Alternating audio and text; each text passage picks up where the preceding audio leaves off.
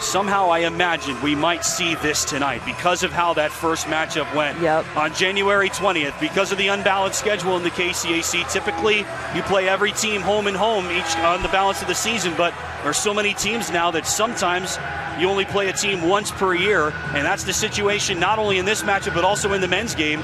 Oklahoma Wesleyan and Kansas Wesleyan played only once in the regular season. St. Mary and Tabor only played once in the regular season. That was on the same day, January 20th. These two teams faced off in Leavenworth. St. Mary led by 1 at halftime, then led 42-31 after 3. So it was Tabor with the big fourth quarter surge to force overtime in that game. This time it's the Spires with the big fourth quarter surge, overcoming a 10-point deficit at the start of the period to send it to overtime for the second time this season. And look at this. We got Sim starting out on the bench, the 4 fouls, I bet. Interesting. I mean, definitely. We'll see how that works. We'll see how quickly she gets back into the game. That was my question, is how long can you afford to leave her on the bench? She scored 29 of their 60 points. You do the math. Yeah, I wouldn't be. So Kate Harder. But smart play for them. You can't let her foul out of overtime real quick. No chance, no sense in risking it perhaps on the jump or right afterwards if something crazy happens. Right. So Kate Harder, who came in to spell her for a few minutes earlier in the game, picked up 2 rebounds but also 2 fouls. That'll be 42 versus 43 in the jump circle for the second time in this game. Olivia Owens just with 6 points here in the second half. They've done a good job of adjusting there and shutting her down. Owens versus Harder. Freshman Kate Harder slotted into a big spot. It's popped up. Nope. And St. Mary has it. Wow. This game was tied a couple of times in the first quarter. Tabor led just 12-11 after 1. Very closely played game in the first 10 minutes before the Blue Jays started to seize control. It's all about the first 2 minutes in overtime. Here goes Penley. She will finish. Count it for Penley. St. Mary leads for the first time tonight on the first shot of overtime. It sure seems like St. Mary's got all the heart going right now, all the emotion and all the momentum. How about this start for St. Mary? Remember, we mentioned Sims on the bench with 4 fouls. Penley also has 4 fouls. They kept her in, and she completes the 3-point play to start things off. Foul charge to Tabor's Maddie McCoy. That's her second. 8 points now for Penley, all in the second half in overtime. Cassidy Beam with a critical shot late. Owens drives on Harder. Owens is fouled by Harder as she goes in. Yeah, that's a good play for Tabor there, where they got the cross screen to get Olivia Owens open on that right block. And then they have a shooter coming out the weak side. Lots of options there. Foul summary: 4 on Sims, 4 on Penley, 3 on both Delgado and Barnard, and now Harder for St. Mary. Hits the first, pull it within 1. Owens has been lethal so far tonight. It's been quiet lately, as Remy said, but she is now 6 of 6. I mean, now we're within 1. 6 of 6 from the line tonight for Olivia Owens. Typically just 61% foul shooter. Not on a night like tonight. You can feel the difference in this game. Skip pass. Alicia Brown Back back in with the finish. First points of the night for Alicia Brown. Cannot get beat on that back door. You can't leave a player like that open. And No, she's scoreless not in on this the block. game. She's not St. Mary's go-to offensive option. No, but you can't leave anyone open on the block. Oh, Hendricks looking to right answer. back. No, Oh, she can't, foul. but she's bumped as she goes in. This is a big foul call. Yeah, I believe she got... Oh, who are they giving? That's my question. Keely Barnard, and that's what I was waiting for, Remy. That's 4 on the standout freshman for St. Mary. That's the problem here. St. Mary's going to get into Tabor, very deep team. If they have people that start fouling out here for St. Mary, it could be tough for them the last few minutes. Spires have used a lot of players in the postseason, and that's because they've blown 2 teams out, so it's a little bit misleading. Hendricks just a 69% free throw shooter. She can't hit either. Yeah, you can't have that in overtime. Can't miss free throws. For as good of a field goal shooting team and as good of a 3-point shooting team as Tabor is, they're not good from the line. Delgado from 3, too strong. Board by Penley, put back by Penley. She's got another one. 11 points after halftime for Paige Penley, and the Spires lead by 5. Andy Kelly egging on the St. Mary students behind him. There are quite a few of them that have made the long trip from Leavenworth. They're starting to get loud. Tabor fans have a comparatively shorter trip, and they're silenced right now. Yeah, they need to start making some noise for their team. Owens against Harder. Harder just goes down, and McCoy will now drive. Owens is open. Step back three. Olivia Owens just left it short. I saw what you saw. And Harder didn't win the original battle, but she won that campaign. Yeah. She picked it up at the end. 5-point lead for the Spires. What a second half. What a fourth quarter, really. They didn't do much in the third quarter. Didn't do anything to cut into their deficit. Still all this without Tanae Sims. Penley flung it up. Harder couldn't get it that time. Janisha Hendricks spearheads it the other way. 3-on-3. Hendricks looks right, passes left. McCoy left open for three. Got it. Maddie McCoy finally connects from downtown. Just the fourth make tonight by Tabor, and it's a 2-point game. Yeah, that's a wide open look you're looking for there for Tabor. McCoy is a player that can score in all facets, Remy. You and I have seen it time and time again. 41% from the field, 40% from three on the season. That's just her second made field goal tonight. Yeah, they've held her. St. Mary's done a good job against her. Held her. I think she's a difference maker for them in a lot of ways. Just defensively, offensively, she can play a lot of different positions, and she's solid. Usually you can't leave her open at all. I mean, right there, you could tell that was going in as soon as she caught it, looked at the goal. 6 points, 4 boards tonight for McCoy. 6 and 7 off the bench for Chloe Bowen. She's had a nice day. Olivia Owens still leading the pack for the Blue Jays with 23 points and 7 rebounds, but she's been quiet after halftime. In contrast to St. Mary, started to heat up. Tanae Sims back on the floor for the Spires now that they lead, and they picked up all these points in overtime without her. So they will ride her for the final 2:40. Delgado gets some separation on Tegan Worth.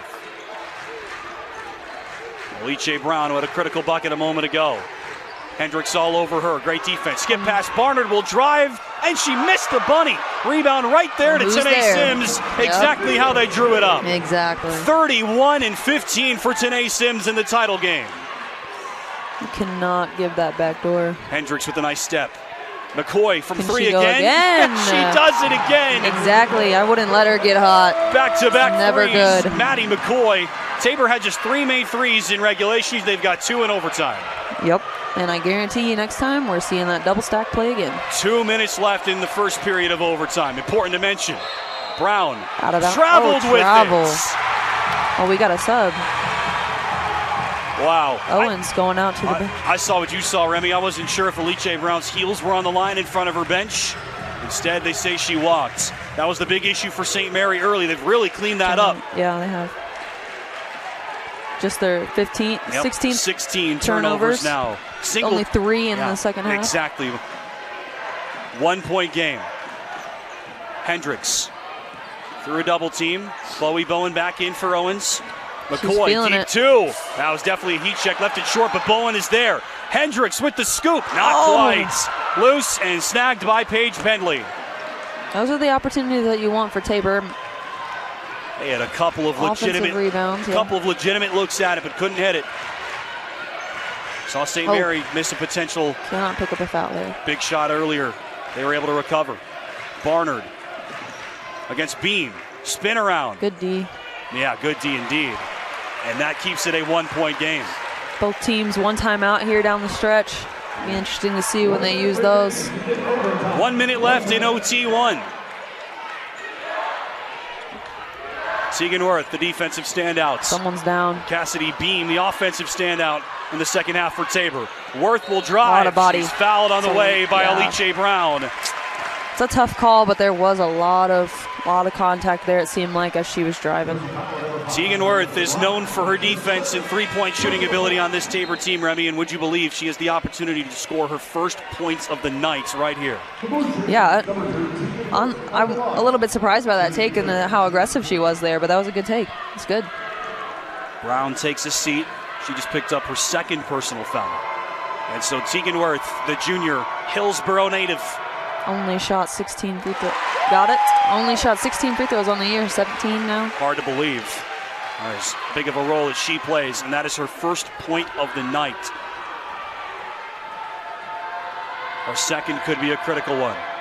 Got it. I wonder if we'll see a timeout here. Tegan Worth has given the Blue Jays the lead for the first time in overtime. No timeout. No timeout. 40 seconds left. Both teams have 1 to use if they choose. Right back to that pick and roll. Oh, and it doesn't work this time because Sims is fouled by Chloe Bowen. almost got that same play that we saw time and again in the fourth quarter and beyond. Delgado bounced to Sims. And honestly, that might not, it's a pretty good foul, all things considered, from Chloe Bowen. Yeah, I'm for the foul. But, I mean, if it isn't broke, don't fix it. So Sims is 55% from the field and 72% from the line on the year. So certainly no slouch from the foul line, and she has tied things up once again. 4 of 5 from the line, 14 of 24 from the field, a game-high 32.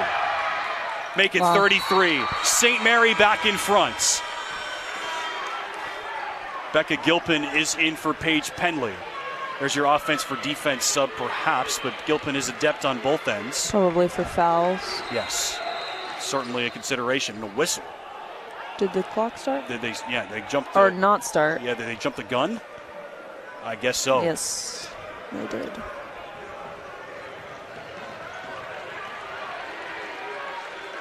Take 2. Oh. And now they will wait to start the clock. Heads up play there by Tabor. Smartly done. I don't know. We're surprised Olivia Owens isn't in right now. Too. Same. Worth chips it down for Bowen. Bowen against Sims. On the back door. Bowen can't get it to go. Left it short. Delgado gets the rebound as she falls out of bounds into the hands of Gilpin. No foul coming yet. Sims is finally whacked by Hendricks. And not the, I mean, there's nobody on the floor right now that you want to foul if you're Tabor. No, definitely. I mean, maybe Alicia Brown. Right, but comparatively speaking. Yeah, I mean, Brown is a 42% free throw shooter, so I am surprised that she was out there. Well, she was in for defense. She's right. Their best defensive player, and she was down way in the corner, so it's unlikely. 12 seconds left. Tanae Sims right back to the line. A surprising miss. Opens the door a little bit more. No doubts. We know that Tabor is adept at shooting the 3, just like St. Mary is 37.5% as a team. Another one. Sims timeout. missed them both. No, yeah. There's your timeout from Sean Reed, spoken like a true head coach. What would you be discussing right now? 11.4 left in overtime. You've got the ball down by 1. Oh boy. I mean, you got to score or try to score with a little bit of time left on the clock, just because you need, if you miss, you got to get a rebound and try to put it back in. But I'm going inside all day, whether it be off a drive or a post-up entry, trying to get an easy bucket inside, especially with the bigs that Tabor has. Again, if you got a wide-open look, you take it. But it's been an interesting little reversal of script, Remy, because Tabor was dictating terms for the entire latter part of the game, especially once the second quarter started. But here in overtime, St. Mary has led for the largest portion of the period and back and forth over the last minute or so of real time. Yeah. And what more can you ask for? Nothing. Yeah, it's been great. A lot of back and forth. I mean, I think this is the game a lot of us were expecting and a lot of us were looking for.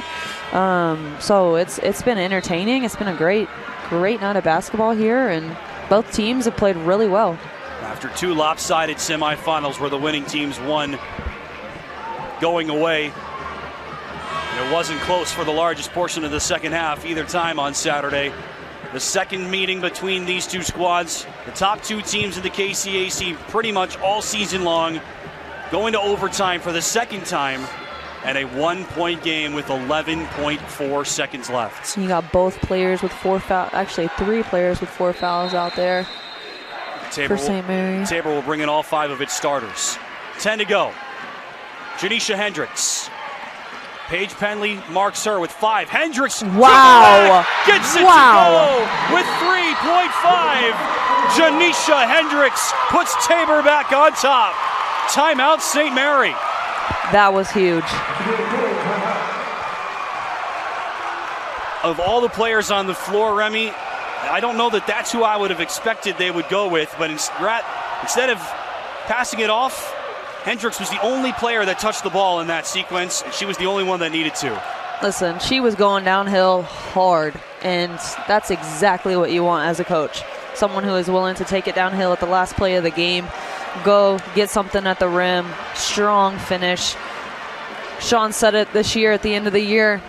That's his go-to girl. She does everything for him. offensively, defensively. She's had a huge year, and they don't have the success that they're having without her. And that play right there just proved it. She had stepped up huge there. St. Mary guarded it pretty well. She got that corner edge and just took it all the way down there. Player that has done it all for Tabor may have just delivered them a KCAC tournament title. It would be the first since 2019 for the Blue Jays, part of their dynastic run under Sean Reed's leadership. They haven't won since, and they are now 3.5 seconds away from returning back to the top of the KCAC tournaments. For St. Mary, though, I mean, you're down 3.5 seconds. That's plenty of time, especially when you're going to the post here. Surely you're going to the post. She's got a couple seconds, take a couple dribbles, get a good look. Alicia Brown to inbound with 3.5. Both teams out of timeouts. Here's Sims from way outside. Oh, no. She'll fling it up. It won't go. Rebounded by Lily Veer, and Tabor is back atop the KCAC landscape. Tanae Sims had to just fling it up, nowhere near where she's had the success tonight, and it cost St. Mary. The Spires battled all the way back in their bid for their second straight KCAC tournament title, but instead it's the Blue Jays back atop the KCAC mountain. Tabor, the KCAC tournament champions for the first time since 2019. Wow. She had an extra second there. They had the post up, the ISO that they wanted. Not the best positioning to get the ball, but they wanted one-on-one down low, and they had it.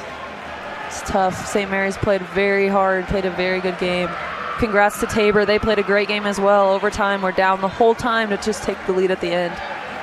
What I saw, Remy, is that St. Mary had a bunch of bodies moving towards the halfway line. Paige Penley and Alanis Delgado both moved away from the basket rather than towards, and that left Tanae Sims as the only option on the inbound for Alicia Brown. Got her to it, got it to her, had a one-on-one, but at that point, only 3.4 seconds on the inbound. When she got it, there was only 2, and she had to just turn around only a couple of steps inside the restraining line and just flung it up. And there's not many players that are going to be able to make a shot like that well contested. No, that was a tough shot. I think if she would have spun, got the underneath position, she could have had a little bit better of a look on the inbound. But again, it's exactly what they wanted in that mismatch there, but it doesn't leave you, like you said, much room for an offensive rebound with all the other players being so high out there. Paige got in there, but tough. It goes down as a miss at the buzzer for Tanae Sims. A slight blemish on what was otherwise a brilliant game. 33 points and 15 rebounds, both of those best among any player. 14 of 25 from the floor. She was brilliant, really, Remy, from the start, but especially second quarter on. And as this game wore on, as Olivia Owens' impact diminished, Sims's increased. She kept them in the game, had the chance to give them the lead. Wasn't literally who put St. Mary in front for the first time, but she was the one who kept them in the game. And Tabor officially celebrates. They're back atop the KCAC tournament picture. Another title for Tabor. They just win when they get here. This is the 7th total appearance for Tabor. They've appeared in half of the all-time KCAC tournament title games that have been played here at Hartman Arena since 2011. 7 out of 14, and the Blue Jays in those 7 games are now 6-1 all-time. When they get here, they just win. Yes, they do.